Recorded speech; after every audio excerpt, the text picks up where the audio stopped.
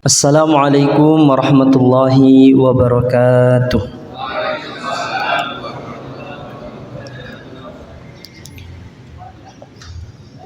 Alhamdulillah, alhamdulillah, summa alhamdulillah, wa kadzalika alhamdulillah.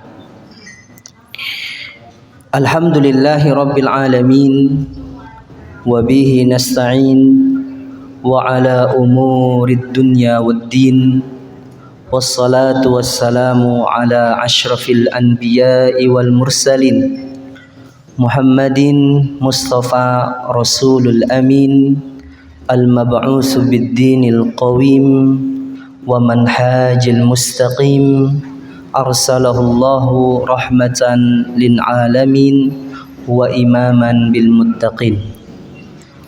Ashhadu an la ilaha illallah wahdahu la syarika lah wa ashhadu anna Muhammadan abduhu wa rasuluh wa habibuhu wa khaliluh, akhrasan nasi khalqan wa qalba. Amma ba'du. Qala Allah Ta'ala fi kitabihil karim ba'da a'udzu billahi minasy syaithanir rajim. Ya ayyuhalladzina amanu taqullaha haqqa tuqatih wa la tamutunna illa wa antum muslimun. Wa qala aidan fi ayatin ukhra, ya ayyuhan nasu taqu rabbakum alladzi khalaqakum min nafsin wahidah wa khalaqa minha zawjaha wa bassa minhuma rijalan katsiran wa nisaa'a wattaqullaha alladzi tasaaluna bihi wal arham innallaha kana 'alaikum raqiba. Alhamdulillah, alhamdulillah, segala puji atas nikmat yang telah Allah berikan kepada kita semua pada pagi yang penuh dengan keberkahan ini. Seusai kita menjalankan salah satu di antara kewajiban, bahkan bukan hanya kewajiban, haruslah menjadi kebutuhan bagi seorang muslim yang hakiki, menjadikan setiap panggilan Allah Subhanahu wa taala adalah kebutuhan. Maka daripada itu, marilah kita selalu bersyukur atas segala nikmat yang telah Allah berikan kepada kita semua. Bapak-bapak, ibu-ibu, jamaah daripada Masjid Baitul Ma'mur yang saya cintai karena Allah, dan semoga Allah Subhanahu wa taala merahmati kita semua di pagi hari yang penuh dengan keberkahan ini. Amin ya rabbal alamin. Sebelumnya saya mau bertanya, sehat semua bapak-bapak? Ibu-ibu sehat semuanya? Alhamdulillah. Alhamdulillah, bapak-bapak, ibu-ibu yang saya cintai karena Allah, mari kita selalu panjatkan atas segala nikmat yang telah Allah berikan, dan juga kita sampaikan salawat serta salam kita kepada junjungan Nabi besar Muhammadin sallallahu alaihi wasallam, dan juga kepada keluarganya, para sahabatnya, dan kepada orang-orang yang selalu mengikuti apa yang diajarkan olehnya. Dan semoga kita semua dimasukkan ke dalam umat-umatnya yang kelak di yaumul akhir nanti akan mendapatkan syafaatnya. Amin ya rabbal alamin. Alhamdulillah, mengusung tema pada kajian menjelang bulan Ramadan. Kalau saya bertanya nih, kurang lebih berapa hari lagi kita mau Ramadan? 20 hari ada? Alhamdulillah. Saya mau tanya, apa yang sudah kita siapkan bapak-bapak, ibu-ibu? Baju lebaran? Masih lama Pak Ustaz. Apa ini? Naam. Sekarang kita berada di bulan Sya'ban. Sya'ban akar maknanya daripada syu'ab. Ada buku namanya Syu'abul Iman, cabang daripada cabang iman. Maka Sya'ban dimaknai dengan kata cabang. Cabang apa itu? Kalau ada pohon memiliki banyak ranting. Nah, setiap rantingnya itu akan menghasilkan buah. atau menghasilkan daun yang rimbun. Makanya di bulan ini, bulan Sya'ban, ada korelasi antara makna secara bahasa ataupun makna secara yang diinginkan Allah Subhanahu wa taala. Makna daripada Sya'ban adalah bagaimana kita menumbuhkan ranting-ranting kebaikan diawali pada bulan ini, sehingga nanti di bulan Ramadan di sana kita bisa menghasilkan buah yang manis. Makanya dikatakan oleh Abu Bakar Al-Balkhi rahimahullahu pernah mengatakan, syahrul Rajaba syahruz zar' wa syahru Sya'bana syahru suqiyaz zar' wa syahru Ramadana syahru hasaidiz zar'. Yang maknanya adalah bulan Rajab adalah bulan menanam, bulan Sya'ban adalah bulan menyirami, di mana tangkai sudah mulai tumbuh, ranting sudah mulai di kiri dan di kanan. Bulan Sya'ban adalah bulan di mana kita menyirami, dan bulan Ramadan adalah bulan di mana kita memanen buahnya. Maka yang harus kita siapkan ketika sudah datang bulan Sya'ban saat ini adalah kita menyemai, memberikan pupuk, sehingga buah yang nanti dihasilkan di bulan Ramadan adalah buah yang bisa dinikmati. Maka dikatakan dalam hadis yang dimana Jibril mendatangi Nabi SAW, raghima anfun, celaka seseorang, ata alaihi Ramadan, telah datang kepadanya bulan Ramadan, summa insalakha walam yughfaru lahu dhanbah, kemudian berlalu bulan Ramadan tanpa diampuni dosa-dosanya. Sebagaimana ketika kita mau menjalankan salat, tentu diawali dari kita meniatkan terlebih dahulu untuk berwudu. Jadi persiapkan kualitas salat kita dengan cara mempersiapkan sebaik-baik kualitas di awalnya. Begitupun Ramadan, puncak dari segala keutamaan. Di dalamnya banyak sekali kemuliaan yang nanti kita akan dapatkan. Namun apakah dengan hal-hal yang sekiranya mudah kita dapatkan? Tentu tidak. Ada yang namanya persiapkan. Maka untuk menjadikan ibadah kita berkualitas dimulai daripada hati. Karena yang merusak amalan adalah hati. Yang menjadikan amalan sempurna juga hati. Ala wa inna fil jasadil mudghah idza saluhal jasadu kullu wa idza fasadul jasadu kullu ala wa hiya qalbu. Ketahuilah bahwasanya di dalam tubuh seseorang itu, di dalam tubuh kita ini ada segumpal daging. Apabila daging itu baik, maka akan baik seluruhnya, dan apabila daging itu buruk, maka akan buruk seluruhnya. Apa itu? Al-qalbu, hati. Hati spiritual. Maka hati akan mencapai puncak pengetahuan apabila manusia telah mensucikan dirinya, yang ditandai adanya hidayah ilham, yaitu hidayah dari Allah Subhanahu wa taala. Jadi bukan hati dalam bentuk hissiyanya, tapi hati dalam bentuk spiritual yang dimaksud oleh Nabi sallallahu alaihi wasallam. Maka kita persiapkan hati yang bersih. Illa man atallahu biqalbin salim. Orang-orang yang datang kepada Allah Subhanahu wa taala dengan hati yang salim, qalbin munib, hati yang selalu tunduk kepada Allah Subhanahu wa taala. Man khasyiyar rahmana bil ghaib. Orang-orang yang takut kepada Allah Subhanahu wa taala, khasyah, ada rasa khawatir. Illa man atallahu biqalbin munib, kecuali orang-orang yang datang kepada Allah dengan hati yang tunduk.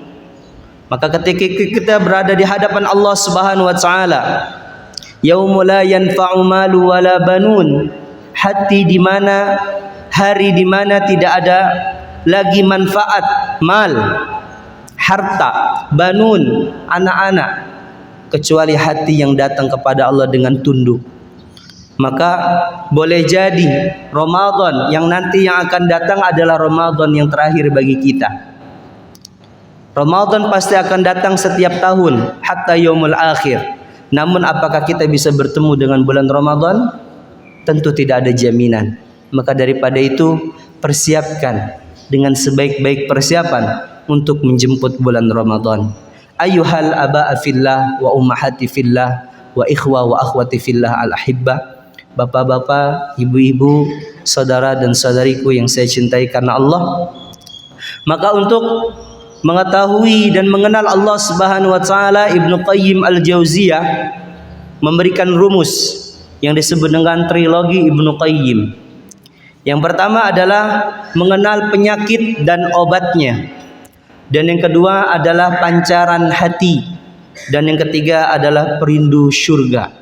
Kita akan detailkan satu persatu. Penyakit dan obatnya. Hati, sesungguhnya di dalam hati terdapat sebuah sobekan yang tidak bisa dijahit kecuali dengan menghadap penuh kepada Allah. Jadi dalam hati memiliki sobekan yang bisa ditambal, yang bisa dijahit dengan menghadap penuh kepada Allah. Tatkala hati gelisah, tatkala hati tidak tenang, maka apa solusinya? Salat. Maka apa solusinya? Mengadahkan tangan. Tadi menjelang subuh saya Masya Allah perhatikan banyak di antara kita ini yang berusaha buat datang di awal waktu, ya, dan kemudian bersimpuh berdoa di hadapan Allah. Dan saya doakan semoga apa yang dimunajatkan bagi kita semua tadi menjelang subuh Allah Subhanahu wa taala kabulkan. Amin ya rabbal alamin. Kemudian yang kedua, di dalam hati juga ada sebuah keterasingan. Ada sesuatu yang memang kita merasa asing dalam hati, yang tak mampu ya kecuali diobati dengan menyendiri bersama Allah. Bertafakkur. Kita bertafakkur bahwasanya apa yang Allah Subhanahu wa taala berikan kepada kita saat ini adalah sesuatu yang tidak sia-sia.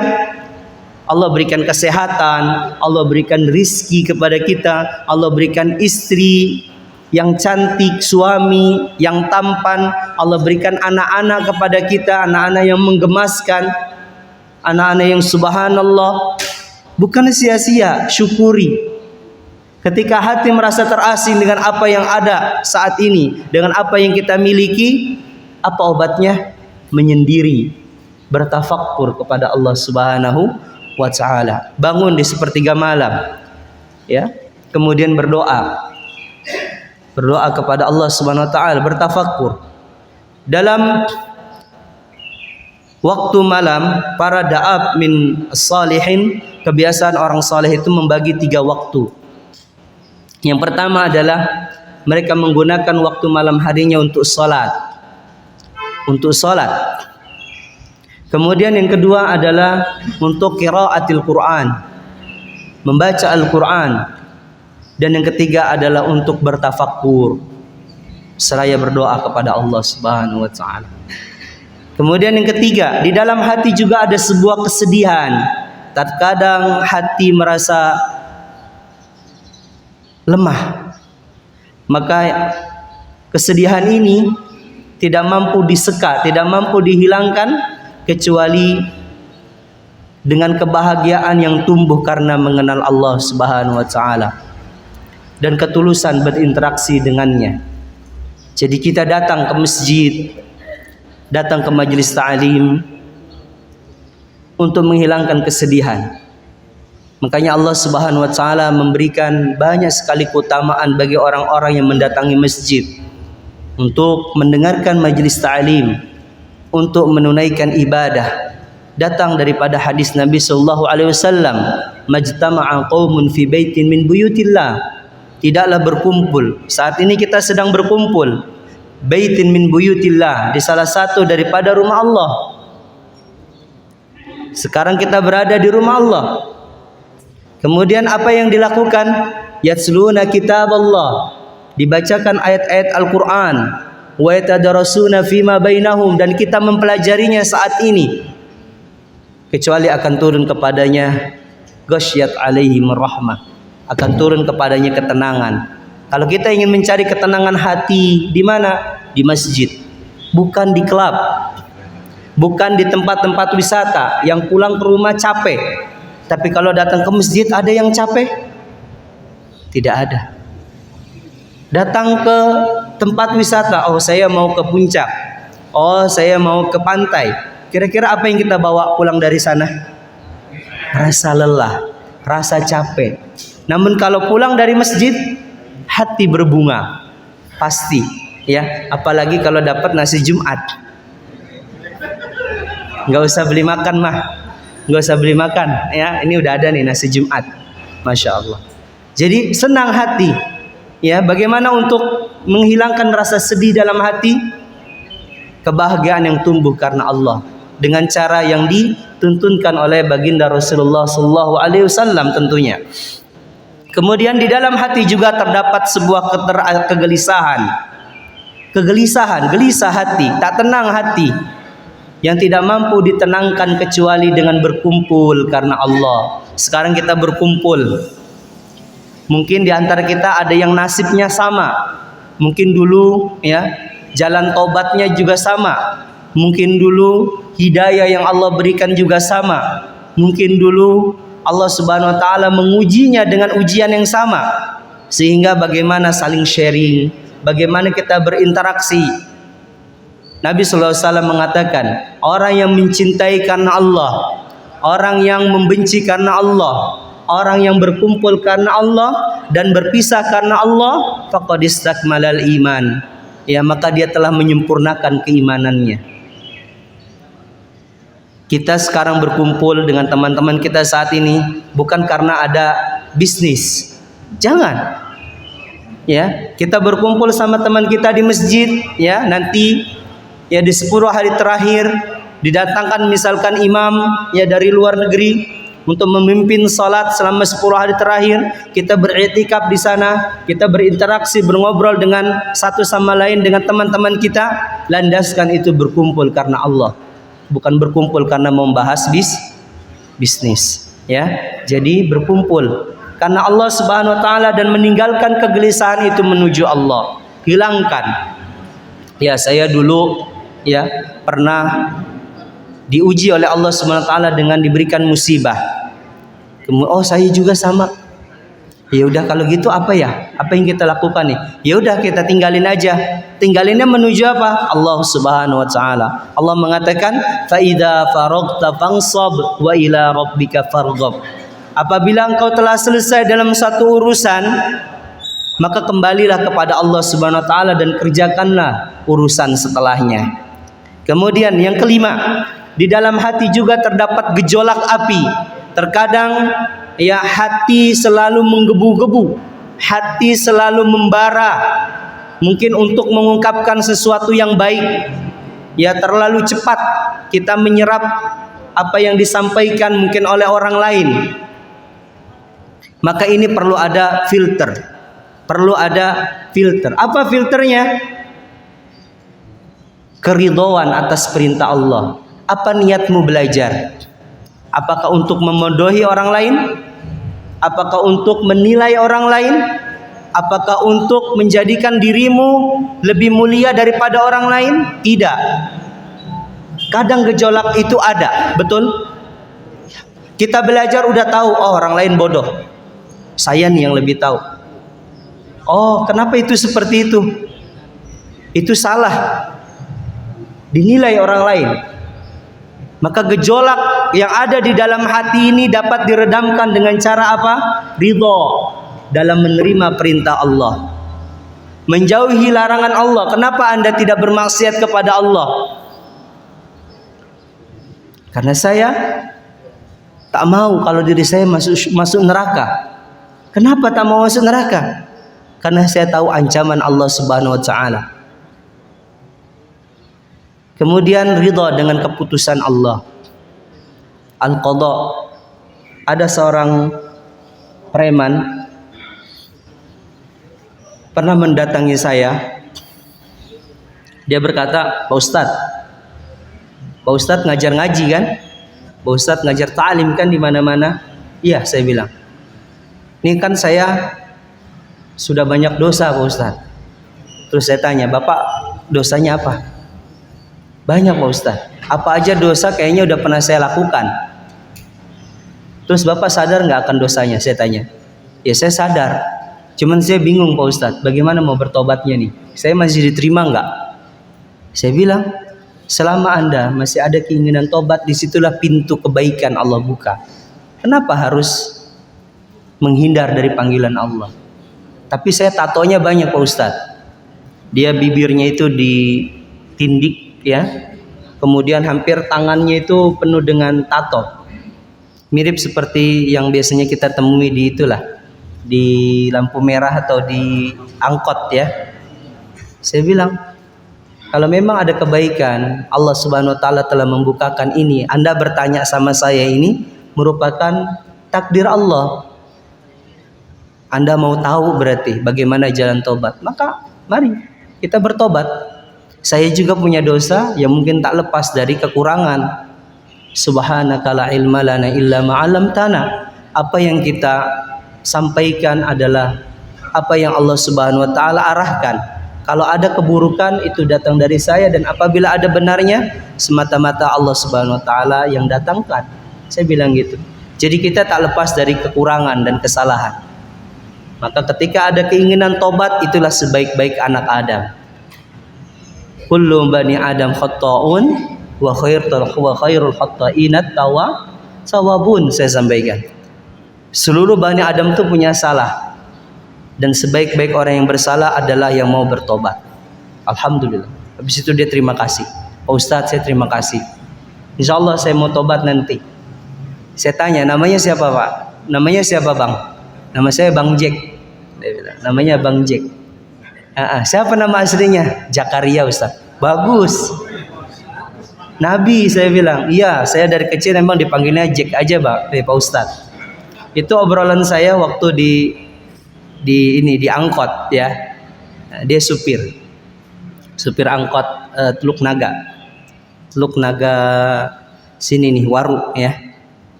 Masya Allah, semoga Allah berikan pintu hidayah, bukan hanya bagi beliau tapi juga bagi kita semua. Amin ya rabbal alamin. Jadi ya, Allah Subhanahu wa taala mengatakan wasta'inu bis sabri was salah wa innaha lakabiratun illa 'alal khashi'in. Maka minta pertolonganlah engkau kepada Allah dengan cara bersabar. Kemudian dengan cara apa? Salat. Qad aflahal mu'minun. Beruntunglah orang-orang yang dia ngapain? Banyak. Mereka salat, tapi salatnya khusyuk. Namun kekhusyuan ini kekhusyuan ini dikatakan wa innaha lakabiratun, sesuatu yang sangat sulit didapatkan. Makanya daripada itu kita persiapkan setiap apa yang mau kita lakukan setelah ini berupa amalan soleh ya, hendaknya dipersiapkan dengan sebaik mungkin. Maka pernahkah kita merasakan, saya mau bertanya kepada Bapak dan Ibu, makna spiritual sebelumnya, yaitu di dalam hati itu ada sobekan? Pernah Ibu, Bapak? Keterasingan, merasa asing dalam hati? Kesedihan dalam hati? Kegelisahan? Dan gejolak api yang membara, berasa pengen mengungkapkan sesuatu namun bisa ditahan, atau sesuatu yang lepas dari lisan kita. Maka inilah penyakit hati, dan demikian juga dengan obat-obatnya yang disampaikan oleh Ibnu Qayyim Al-Jauziyah. Kemudian yang kedua adalah untuk mengenal Allah Subhanahu wa taala adalah dengan mengetahui pancaran hati. Ibnu Qayyim Al-Jauziyah mengatakan, ketika orang lain bergantung kepada dunia, maka gantungkanlah dirimu kepada Allah. Allahus Samad, lam yalid walam yulad. Allah tempat bergantung. Dia tidak dilahirkan dan juga tidak melahirkan. Walam yakul lahu kufuwan ahad, dan juga tidak ada seseorang pun yang sebanding dengannya. Jadi kalau kita bergantung kepada Allah di saat orang-orang bergantung kepada manusia, itu sudah benar. Ketika orang lain merasa gembira dengan dunia, telah didatangkan misalkan ya rumah, Allah berikan rizki rumah, Allah berikan rezeki mobil, Allah beri rezeki dia sudah menikah dan punya anak, masya Allah, anaknya cantik, ya, istrinya juga cantik, suaminya tampan, kegembiraan dunia. Maka jadikanlah dirimu gembira karena Allah, karena seluruh dunia ini menipu. Wa mal hayatud dunya illa mata'ul gurur. Dan ketahuilah bahwa kehidupan dunia ini adalah mata'ul gurur, perhiasan yang menipu. Zuyyina lin-nasi hubbus syahawat minan nisa'i wal banina wal qanatiril muqantara. Sungguhnya Allah SWT menghiasi dunia ini dengan apa? Dengan perempuan-perempuan. Maka sebaik-baik perempuan adalah yang dia nurut kepada suaminya, qanaah. Bagaimana yang dipesankan oleh Ma'lamah bintu Haris kepada anak perempuannya saat menikah, hendaknya berlaku qanaah dan juga taat kepada suami. Karena Nabi SAW mengatakan, diperlihatkan kepadaku penduduk neraka aksaruhumun nisa, yang paling banyak adalah perempuan. Kenapa? Ada dua hal ini. Mereka tidak taat kepada suaminya, dan yang kedua adalah tidak menerima apa yang telah diberikan oleh suaminya. Jadi ya, ketika orang lain bahagia terhadap dunia, maka berbahagialah karena Allah. Landaskan hubbu fillah, cinta karena Allah Subhanahu wa ta'ala. Apa saja, baik itu harta, baik itu ya perbendaharaan yang kita miliki, semuanya landaskan itu karena Allah. Inna lillahi wa inna ilaihi raji'un. Semuanya datang dari Allah dan nanti akan kembali kepada Allah Subhanahu wa ta'ala. Kemudian ketika orang lain merasa bahagia dengan kekasih-kekasih mereka, maka jadikanlah dirimu merasa bahagia dengan Allah. Dan ketika orang-orang lain pergi menghadap raja-raja dan juga para pembesar-pembesar, mereka ya untuk mengais rizki, untuk meminta kepada para pejabat, menyodorkan proposal, ya. Kemudian dengan memuji-muji mereka di depan mimbar, kita puji mereka. Bahkan di depan jamaah ketika mau menjelang salat Jumat, alhamdulillah masjid ini mendapatkan bantuan dari Pemda, dipuji mereka. Maka jadikanlah betul pujianmu itu karena Allah Subhanahu wa ta'ala, bukan karena apa? Pengen dimudahkan oleh mereka, bukan. Puji mereka karena Allah, puji mereka karena kinerja mereka, karena keamanahan mereka. Pemimpin yang takut kepada Allah Subhanahu wa ta'ala, dia tidak akan berlaku zalim kepada rakyatnya. Betul? Segala ya, seluruh gejala ini membentuk sebuah kenyataan alami yang indah, yang bermakna kecerahan hati, pancaran kebaikan yang timbul dari hati. Karena apa?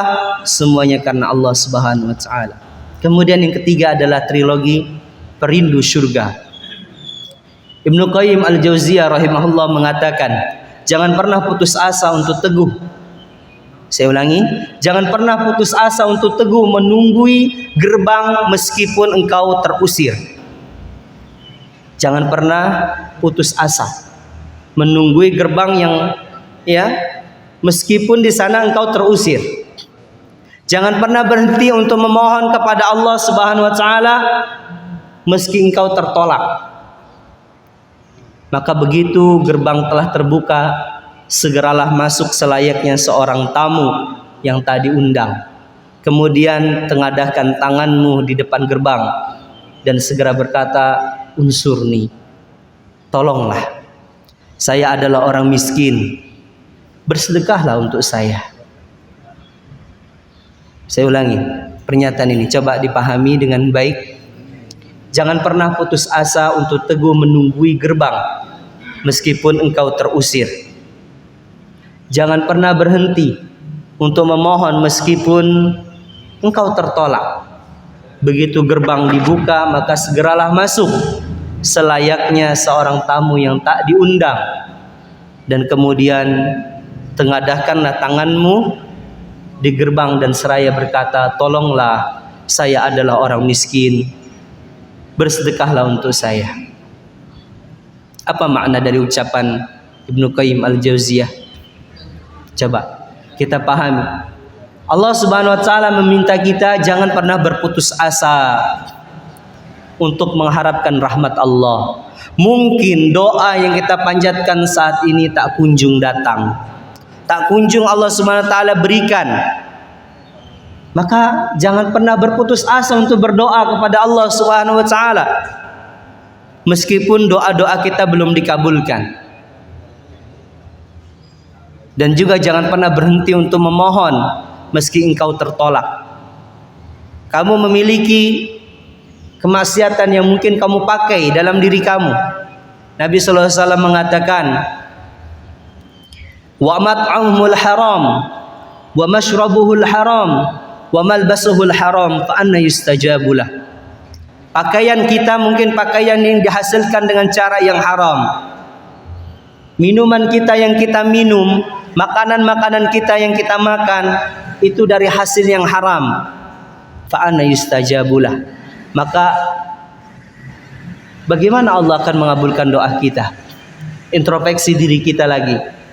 Yang kita minum, harta yang kita dapatkan apakah dengan cara yang halal? Pakaian yang saat ini kita gunakan apakah didapatkan dengan cara yang halal? Kalau semuanya sudah diintrospeksi, sudah dimuhasabah, dan ternyata memang ada yang haram, maka bisa jadi itu di antara penghambat Allah Subhanahu wa taala belum kunjung mengabulkan doa kita. Maka ya, tinggalkan sesuatu yang haram. Nah, maka ketika gerbang telah dibuka, segeralah masuk selayaknya seorang tamu yang tak diundang. Apa maksudnya?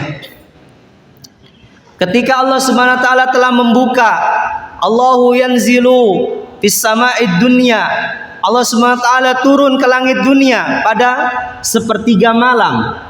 Di sana Allah Subhanahu wa taala mengatakan, terlebih nanti di bulan Sya'ban, Allah Subhanahu wa taala mengatakan, siapa yang berdoa kepadaku, aku akan kabulkan doanya.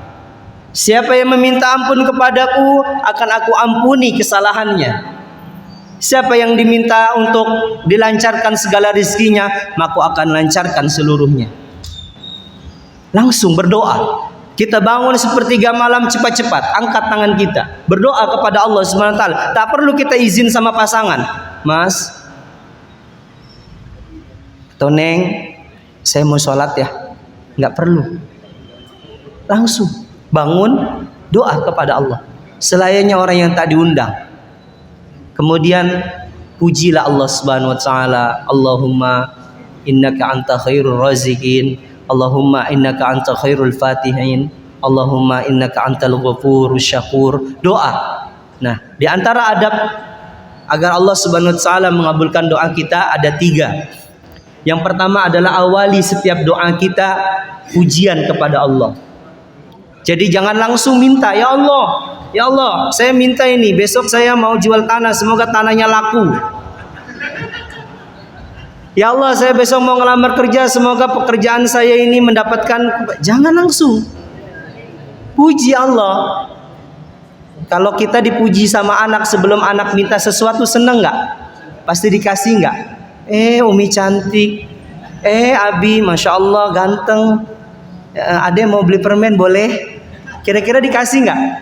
Pasti dikasih. Puji Allah Subhanahu wa taala. Ini yang pertama. Dan yang kedua adalah puji Nabi, al-madah wasana, dengan pujian di atas pujian. Ya Allah, Engkau telah menurunkan Nabi yang mulia sebagai sumber kebaikan, dan seluruh apa yang beliau lakukan adalah patut kami contoh dan kami berusaha untuk mencontohnya. Ya Allahumma salli ala Muhammadin sallallahu alaihi wasallam. Puji, salawat kepada Nabi sallallahu alaihi wasallam. Baru setelah itu minta, ya Allah, saya pengen pergi ke tempat di mana Allah Engkau telah ridhoi tempat itu, misalkan ke Mekah untuk menunaikan ibadah di tengah pandemi saat ini. Panggillah kami ya Allah. Doa sama Allah. Ya. Kemudian ditambahkan oleh Imam An-Nawawi dalam kitabnya Al-Azkar, yang keempat adalah khusyuk dalam berdoa. Itu adalah kunci di mana kita akan dikabulkan doanya. Jadi perindu surga, dia akan cepat-cepat menghadap Allah Subhanahu wa taala dengan cara bersimpuh. Tapi kalau orang-orang yang tidak rindu dengan surga, pasti dia akan memperlambat. Makanya Allah Subhanahu wa taala mengatakan wailul lil musallin alladzina hum an salatihim sahun alladzina hum yuraun. Dia ingin dunia saja. Orang-orang yang tidak merindukan surga, dia cuma dunia. Hidup mereka untuk dunia, tidak untuk akhirat. Padahal Allah Subhanahu wa taala mengatakan wal akhiratu khairu wa abqa, dan akhiratlah tempat yang paling baik dan di sanalah pusat kekekalan. Kemudian karena kita di bulan Sya'ban saat ini, bapak-bapak, ibu-ibu yang saya cintai karena Allah Subhanahu wa taala, maka seluruh amalan soleh disunahkan untuk dikerjakan di setiap waktu. Untuk menghadapi bulan Ramadan, para ulama terdahulu membiaskan amalan-amalan soleh semenjak datangnya bulan Sya'ban, sehingga mereka sudah terlatih untuk menambahkan amalan-amalan mereka ketika di bulan Ramadan. Jadi kalau kita udah sering sholat malam, udah sering sedekah di bulan Sya'ban, udah sering berpuasa, maka nanti di bulan Ramadan enak. Di awal tadi kita katakan makna daripada Sya'ban adalah cabang kebaikan. Disitulah tempat kita menumbuhkan apa? Ranting-ranting. Ketika nanti ya datang bulan Ramadan, nah disitulah kita memanen kebaikan itu. Dikatakan oleh Abu Bakar Al-Balkhi, ya ini ulangan daripada perkataan beliau yang tadi, syahrul Rajab syahruz zara' wa sya'ban syahrus suqiyaz zara' wa syahrul Ramadan syahrul hasaidiz zara'. Bulan Rajab adalah bulan untuk menanam, dan bulan Sya'ban adalah bulan untuk menyirami, dan bulan Ramadan adalah bulan untuk memanen tanaman.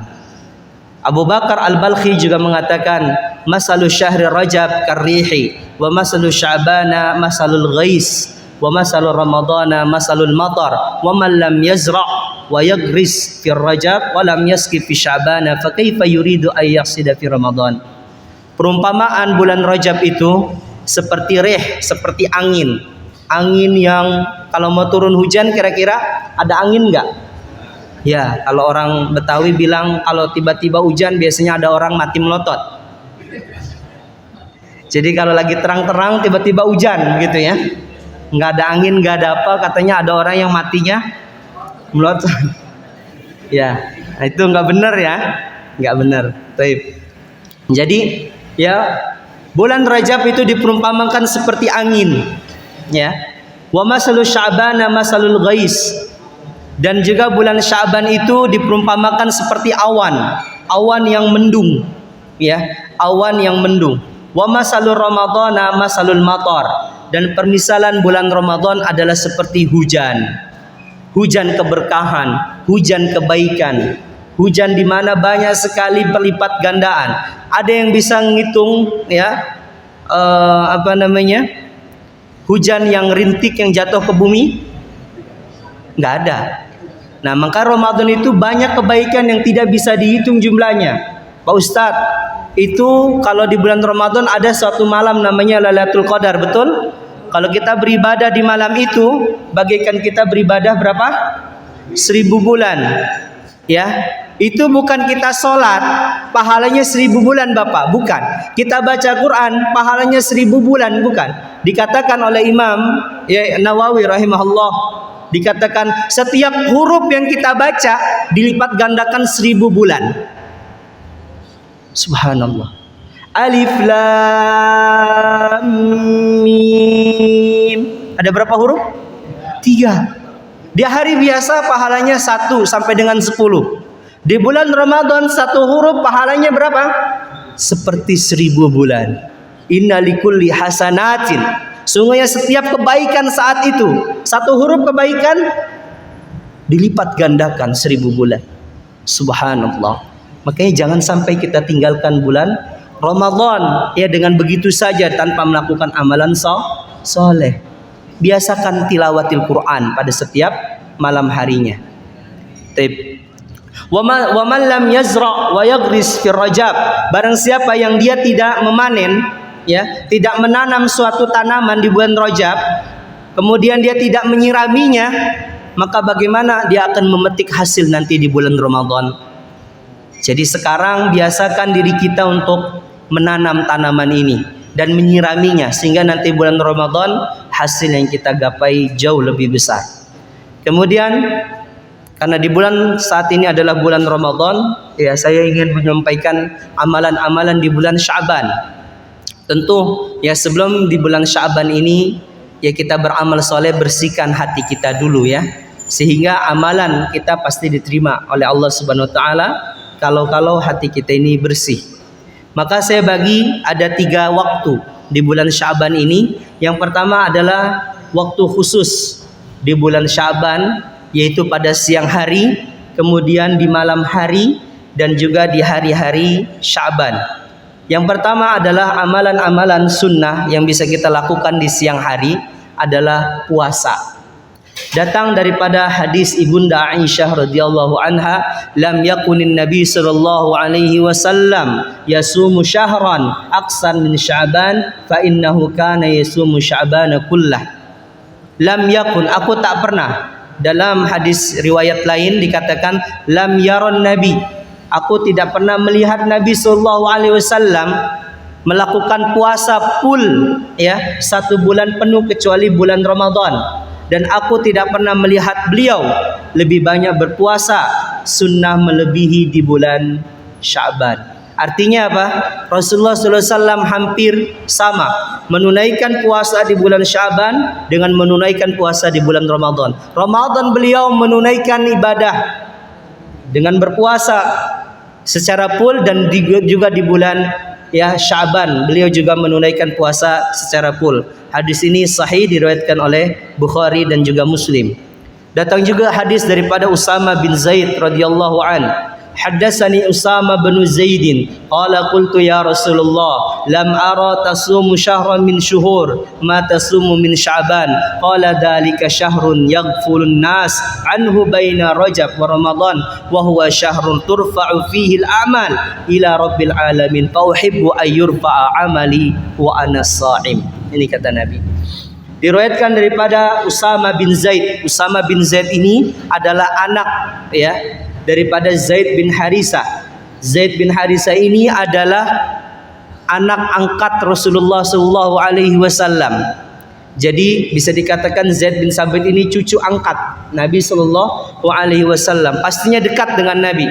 Dikatakan lam ara, aku tak pernah melihat Rasulullah sallallahu alaihi wasallam tasumu syahran, berpuasa selama 1 bulan min syuhur, daripada bulan-bulan yang lain, ma tasumu min Sya'ban, yaitu pada bulan Sya'ban. Qala dzalika syahrun, dikatakan oleh Nabi sallallahu alaihi wasallam bulan Sya'ban itu bulan di mana yaghfulu, di mana manusia itu lalai anhu baina Rajab wa Ramadan. Ya, yang mana bulan Sya'ban ini di antara Rajab dan Ramadan. Kenapa lalai? Rajab dikenal dengan bulan di mana Allah Subhanahu wa taala mengangkat Nabi sallallahu alaihi wasallam untuk ke Lauhul Mahfuz dan memberikan fardhu tentang salat. Betul? Naam. Dan bulan Sya'ban, apa peristiwa yang paling masyhur? Ada yang tahu? Perubahan arah kiblat yang sebelumnya di Masjidil Aqsa, kemudian dialihkan kemana? Ke Masjidil Haram. Pada bulan apa? Bulan Sya'ban. Tanggal berapa?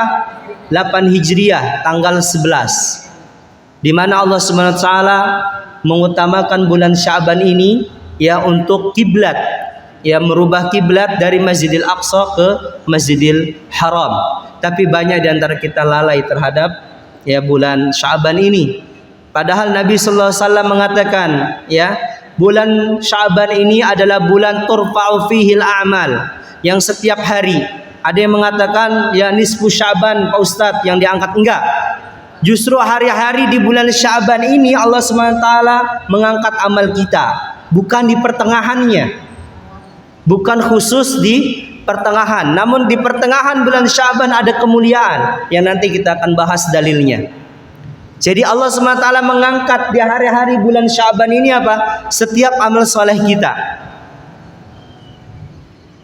Dan kemudian Nabi mengatakan fa uhibbu, dan aku suka, cinta, an yurfa'a amali, ketika amalku diangkat, wa anna sha'im, aku dalam keadaan berpuasa.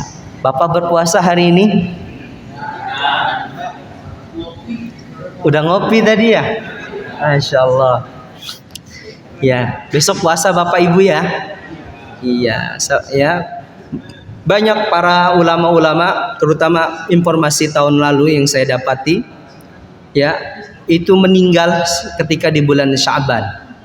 Ya, meninggal di bulan Sya'ban. Mungkin karena amalnya sudah sempurna, sehingga udah cukup, kamu nggak perlu dapati bulan Ramadan. Ya, karena Ramadan kemarin kamu udah sempurna. Nah, ketika Allah berikan Ramadan kepada kita, bisa jadi amal kita masih kurang, maka manfaatkan Ramadan itu, ya. Kemudian amalan sunnah yang dilakukan di siang hari, di malam hari. Nabi sallallahu alaihi wasallam mengatakan, "Alaikum biqiyamil lail, fa innahu da'a bis salihin qablakum wa huwa qurbatun ila rabbikum wa mukaffaratun lisayyi'at manhatun 'anil ismi." Nabi mengatakan, "Alaikum biqiyamil lail." Hendaknya di antara kalian laksanakanlah salat di malam hari. Fa innahu da'a bis salihin, karena sungguhnya itu adalah kebiasaan orang saleh. Wa huwa qurbatun ila rabbikum, ya, di mana waktu kalian dekat dengan Rabb kalian. Wa mukaffaratun lisayyi'at, dan juga waktu di mana Allah mengampuni seluruh dosa. Manhatun 'anil ismi, ya, yang mencegah kalian dari perbuatan maksiat kepada Allah Subhanahu wa taala. Jadi Bapak Ibu sekalian yang saya cintai karena Allah Subhanahu wa taala, Nabi sallallahu alaihi wasallam melaksanakan setiap malam, hampir tidak pernah Rasulullah tinggalkan setiap malam di bulan Sya'ban ini untuk qiyamul lail. Kenapa di sini Rasulullah SAW mengatakan qiyamul lail bukan tahajud? Ada perbedaan antara qiyamul lail dengan tahajud. Kalau qiyamul lail, ya, dikerjakan setelah kita menjalankan salat Isya langsung, atau sebelum kita tidur. Dan ini yang sering dilakukan oleh sahabat Abu Bakar radhiyallahu an. Ya, Abu Bakar ini khawatir kalau dia tidak bisa menjaga salat malamnya, akhirnya dia mendahulukan qiyamul lailnya sebelum tidur. Laksanakan witir, 2 rakaat kemudian 1 witir. Biasanya Bapak Ibu terlalu capek, terlalu lelah mungkin, ya, malam hari itu, maka mungkin nggak bisa sekiranya bangun di malam hari, maka laksanakanlah qiyamul lail. Nah, qiyamul lail ini dikerjakan, ya, sebelum kita tidur. Namun tahajud dikerjakan setelah kita tidur. Pak Ustadz, kalau saya mau ngerjakan dua-duanya boleh nggak? Boleh. Tapi udah ditutup sama witir Pak Ustadz? Boleh, tetap dikerjakan, ya, tahajudnya. Misalkan Pak Ustadz, saya bangun alhamdulillah jam 3, padahal saya udah qiyamul lail di awal. Boleh saya sholat lagi? Boleh, ya. Tidak ada batasan untuk melaksanakan salat sunnah. Kemudian, ya, datang dari ayat Al-Quran, Allah Subhanahu wa taala berfirman, "Kanu qalilan minal laili ma yahja'un wa bil ashari hum yastaghfirun." Kanu qalilan minal laili ma yahja'un. Orang-orang soleh terdahulu mereka qalilan minal laili ma yahja'un. Mereka tidur sedikit sekali, mereka tidur. Wabil ashari hum yastaghfirun, dan di waktu sahur mereka yastaghfirun. Ini yang sudah kita bagi tadi. Malam Rasulullah, ya, orang-orang soleh membaginya menjadi 3. Yang pertama adalah beribadah kepada Allah dengan cara melaksanakan salat. Yang kedua qiraatul Quran, dan yang ketiga adalah perbanyak berzikir dan berdoa. Ya. Maka waktu sepertiga malam terakhir memiliki banyak sekali keutamaan. Tentu orang soleh tidak akan melewati kesempatan ini. Ya, mau melewati sepertiga malam Bapak Ibu? Gak mau ya? Ustadz, sepertiga malam itu waktunya kapan Pak Ustadz? Ya, sepertiga malam itu sekitar jam 2. Ya, jam 2 sama mau menjelang subuh. Ya, itu waktu sepertiga malam. Dan waktu sepertiga malam, Pak Ustadz, apakah cuma sepertiga malam saja? Tidak tentunya. Ya, intinya di malam hari. Dalam surah Al-Muzammil Allah Subhanahu wa taala mengatakan, "Qumil laila illa qalila, isfahu aw inqus minhu qalila, aw zid alaihi warattilil Qur'ana tartila." Jadi, ya, bangun malam dan laksanakanlah serta tambahkanlah rakaat salatmu dan bacalah Al-Qur'an dengan bacaan yang tartil. Maka di sini Allah Subhanahu wa taala, ya, memerintahkan kepada nabinya untuk bersabda apabila amalan nisfu Sya'ban nih ya, keutamaan dari malam nisfu Sya'ban, maka salatlah di malam harinya dan berpuasalah di siang harinya. Kalau misalkan nanti malam nisfu Sya'ban nih ya, makanya udah dihitung ya. Sekarang tanggal berapa kita? Sya'bannya 10 apa 11? 9. Berarti nisfu Sya'bannya malam Jumat besok ya? Betul? Ya, malam Jumat besok ya nisfu Sya'bannya, maka di siang harinya itu kita berpuasa. Tapi jangan dikhususkan hanya hari itu saja. Rasulullah SAW berpuasa hampir di setiap hari. Kenapa? Biar tidak terlewat. Ya paling enggak 2 hari atau 3 hari sebelumnya udah berpuasa berturut-turut ya. Karena di sana juga ada Ayyamul Bid ya, 3 hari puasa ya di setiap bulan. Nah, Allah Subhanahu wa taala turun ke langit bumi pada saat itu ya, ketika matahari terbenam. Kemudian Allah Subhanahu wa taala berfirman, "Adakah orang yang meminta ampunan kepadaku?" Bayangkan. Ketika itu Allah Subhanahu wa taala turun ke langit dunia dan mengatakan, "Adakah di antara kalian dari hambaku yang meminta ampun kepadaku, maka akan ampuninya. Adakah orang yang meminta rizki kepadaku, aku akan berikan rizki kepadanya. Adakah orang yang mendapat cobaan, maka aku akan menyembuhkannya. Adakah orang-orang yang begini dan adakah orang-orang yang begini sehingga terbit fajar." Artinya apa? Allah Subhanahu wa taala meminta. Ini yang kita katakan, ketika pintu telah terbuka maka segeralah masuk. Sebagaimana kamu tamu yang tak diundang, pede, angkat tangan ya di hadapan Allah Subhanahu wa taala. Begitu banyak dosa yang kita lakukan, maka tempat untuk diampuninya dosa di mana? Ya di bulan Sya'ban ini, terlebih nanti di bulan Ramadan. Kemudian ayyuhal aba'a fillah wa ummahati fillah, amalan sunnah di hari-hari Sya'ban, amalan-amalan harian manusia dilaporkan setiap ba'da subuh dan asar. Makanya kita disunahkan untuk berzikir pagi dan petang. Amalan mingguannya setiap hari Senin. Makanya Nabi SAW mengatakan, ya aku menyukai ya berpuasa di hari Senin, karena disitulah apa? Hari kelahiranku, kata Nabi. Selain itu adalah hari di mana amalan itu mulai diganti lembarannya. Dan amalan tahunan pada bulan Sya'ban. Ingat, bulan Sya'ban, bukan nisfu Sya'ban. Hari-hari di bulan Sya'ban. Makanya jadikan bulan Sya'ban ini hari-harinya adalah hari-hari yang berkualitas. Nah, maka di sana banyak amalan saleh yang bisa kita lakukan, ya, sesuai yang disunnahkan dan yang diwajibkan oleh Allah dan Rasulnya.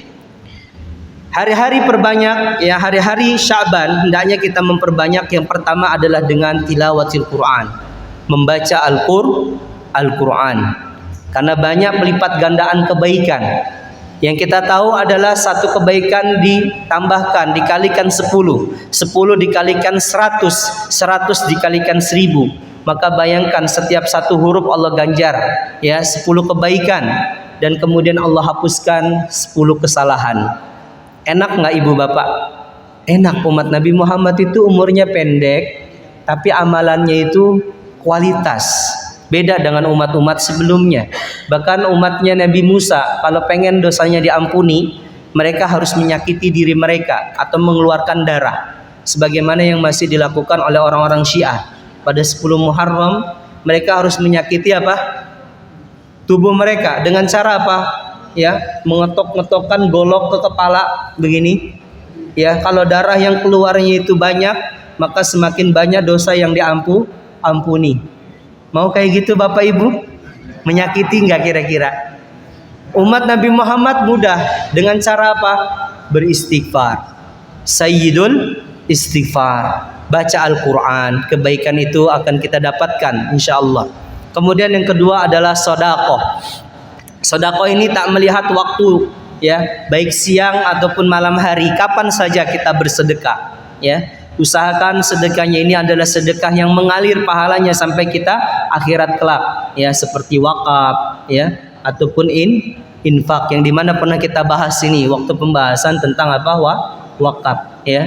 Wakaf. Kita punya uang, saya punya uang 10 juta, ya, saya mau belikan buat pagar masjid biar lebih aman lagi misalkan. Boleh, nggak apa-apa.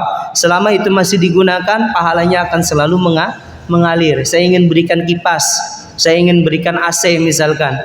Wakaf, ya, sedekah. Dan itu akan mengalir walaupun kita sudah wafat sebagai amal jariyah. Kemudian, ya, yang ketiga adalah memperbanyak zikir.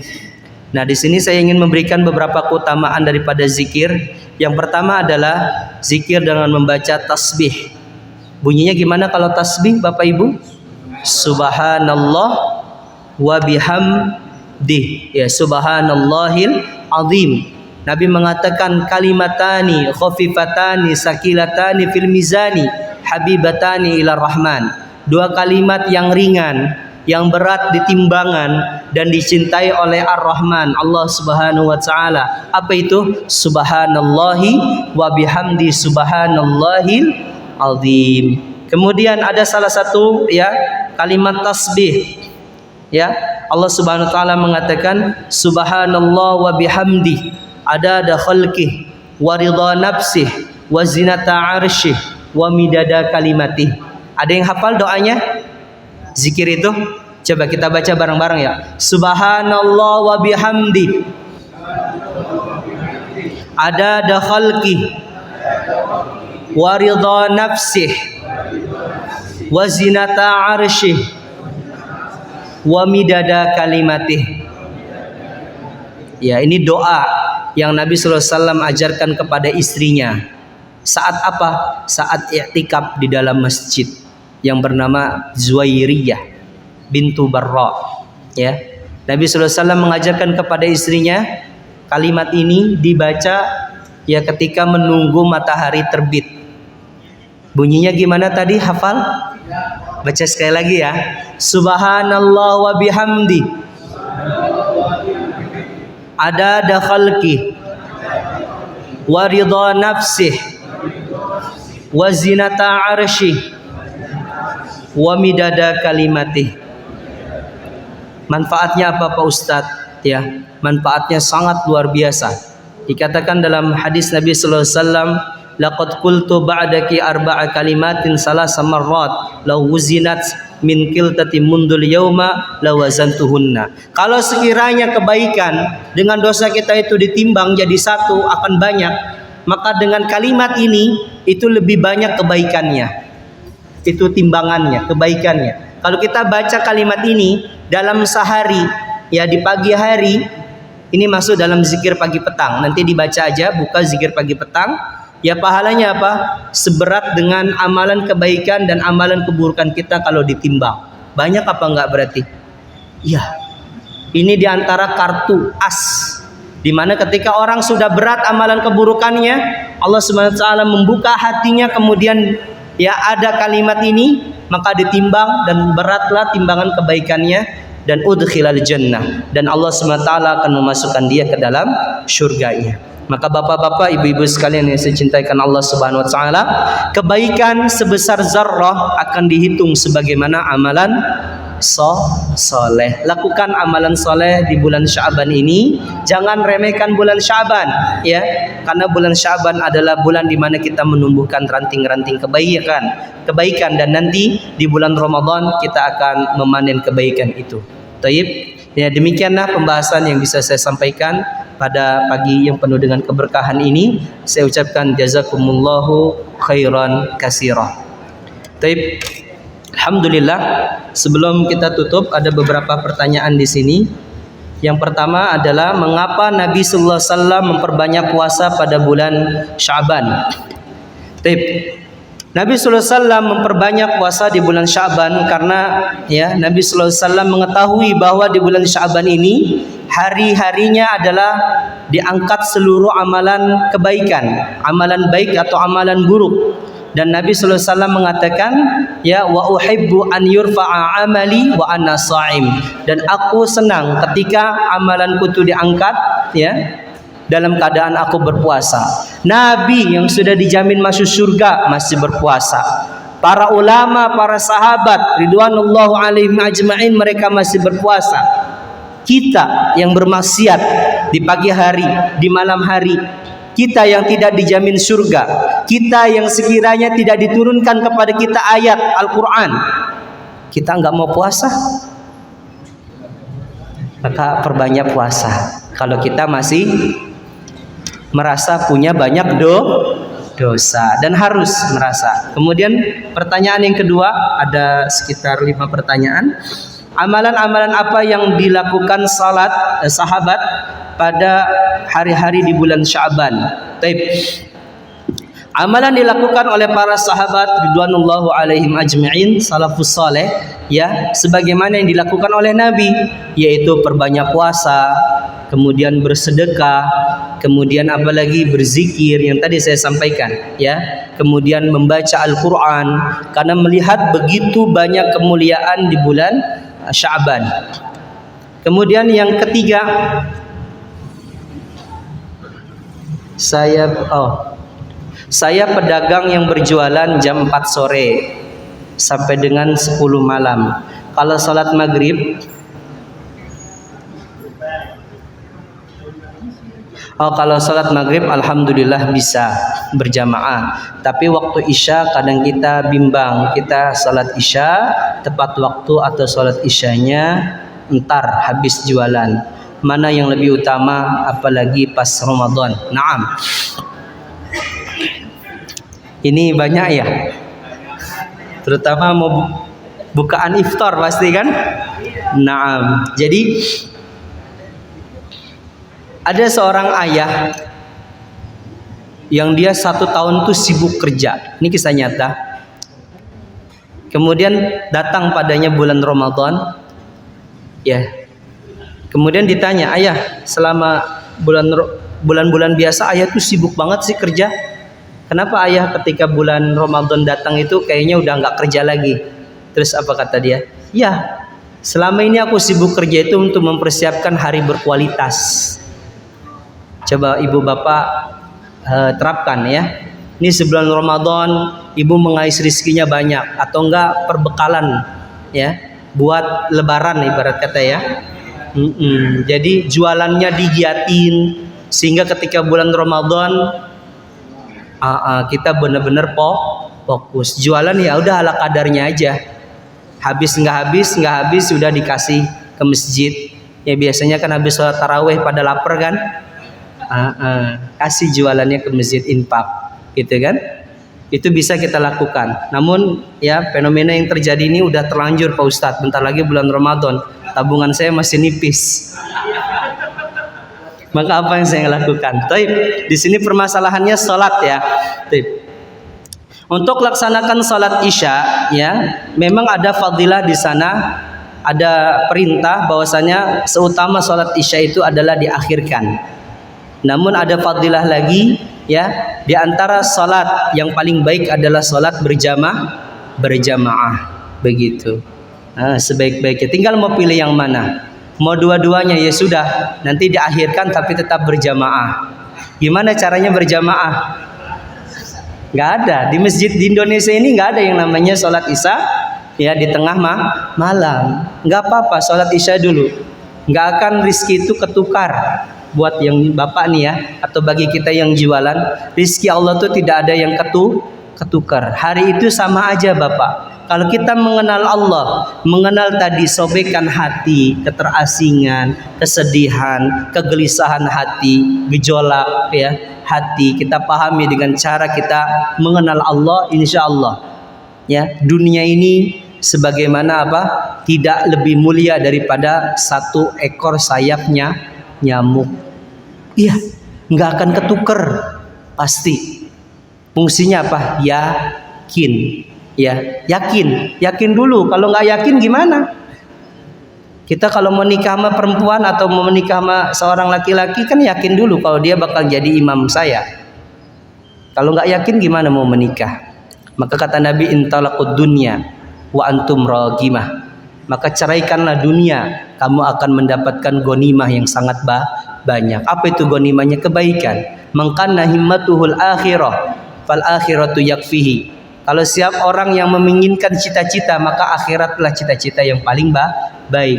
maka akan diberikan seluruh apa yang ada di dunia ini, dan juga akan diberikan kebaikan dan ditambahkan oleh Allah. Barang siapa yang mangkana himmatuhu dunia, barang siapa yang cita-citanya untuk dunia, maka Allah Subhanahu wa taala akan tinggalkan dia, dan tidaklah dunia datang kepada dia kecuali apa yang sudah ditentukan. Enggak ada tambahan lagi. Gitu ya. Jadi ya, bukan saya menafikan sesuatu orang ingin mencari nafkah, ingin mencari baik kayak gitu kan.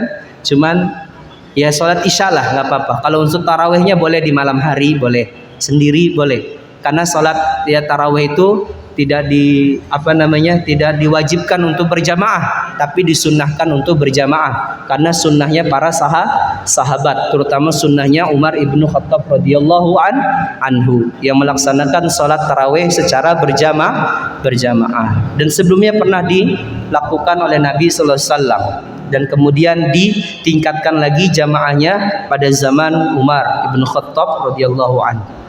Gitu ya. Kemudian yang keempat, tentang salat tarawih atau qiyam Ramadan, yang sebenarnya Nabi sallallahu alaihi wasallam ajarkan waktu pelaksanaannya lebih baik di awal malam atau di akhir malam. Barakallahu fiik. Ya Allah barik fikum. Boleh tadi dua-duanya mulia, dua-duanya boleh. Tidak ada maksudnya Ustadz mana yang lebih afdal? Dua-duanya afdal. Ya kalau kita khawatir tidak bangun ya di malam harinya, maka laksanakanlah taraweh di awal. Maka yang mana yang paling baik Pak Ustadz? Kalau menunjukkan waktu yang paling baik itu adalah di malam hari, di tengah malam. Tapi dua-duanya afdal ya, dilaksanakan ba'da isya atau dilaksanakan di tengah malam, itu dua-duanya boleh, dua-duanya afdal. Namun kalau masalah waktu, di malam hari, ya di tengah malam, ketika manusia sedang tertidur lelap, bapak ibu juga tidur pastinya. Maka ya untuk kehati-hatian, kita tidak lebih mulia dari Abu Bakar, kita tidak lebih mulia daripada Umar ibnu Khattab, kita tidak lebih mulia dari Utsman, dari Ali radhiyallahu anhum wa radu'an. Maka ya kita berhati-hati. Dan Nabi sallallahu alaihi wasallam sering melaksanakan salat qiyamul lail itu di ba'da isya, sehingga di malam harinya beliau isi dengan memperbanyak qiraatil Quran dan memperbanyak istighfar. Ya. Baik, kemudian yang terakhir, lebih baik atau afdal berbuka puasa bersama keluarga atau jamaah di masjid? Ini biasanya curhatan hati ibu-ibu ini, bukan? Jadi lebih afdal mana ini? Berbuka bersama keluarga atau berbuka bersama di masjid bersama jamaah? Bapak-bapak ya, dengerin nih curhatan hati ibu-ibu. Udah disiapin makanan begitu kan? Kok malah ke masjid sih? Datang ke rumah, alhamdulillah nih bapak udah kenyang mah.